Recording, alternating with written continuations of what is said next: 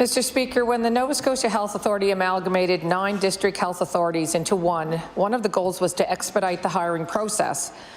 The 2017 Accreditation Canada report, not our report, their report, on the Nova Scotia Health Authority suggested that this did not happen.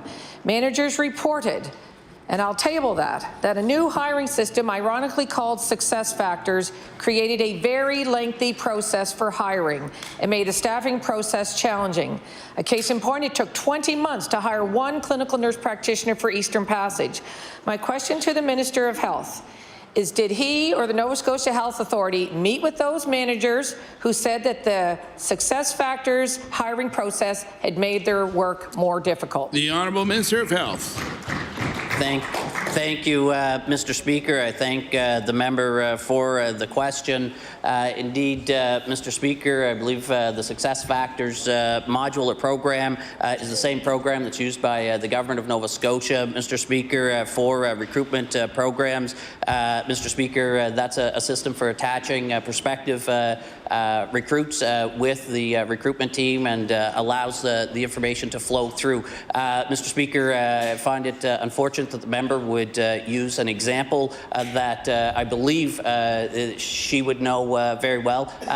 The time of fulfilling the position that she referenced really had nothing to do with that particular program, Mr. Speaker, but rather people applying for the position that was posted. The Honourable Member for Cole Harbour Eastern Passage.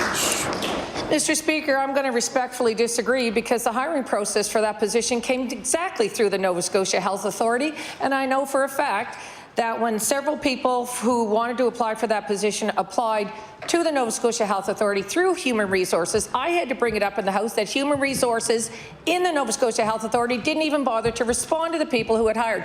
So, in fact, it is the very same system I'm talking about that failed my community. Mr. Speaker, potential physicians complain that there are too many hoops to jump through to become a qualified physician to work in this province.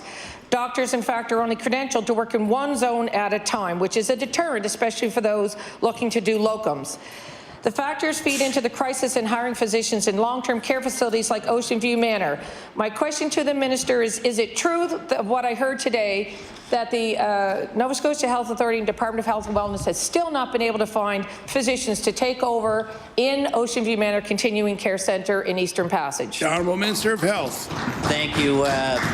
Thank you, Mr. Speaker. I'm pleased to advise you and indeed all members of the legislature to the concern raised by the member opposite with respect to the licensing process. In fact, much effort has been made working with our partners with the College of Physicians and Surgeons, Mr. Speaker. Concerns that we've heard from frontline physicians about some of those regulatory licensing processes, Mr. Speaker.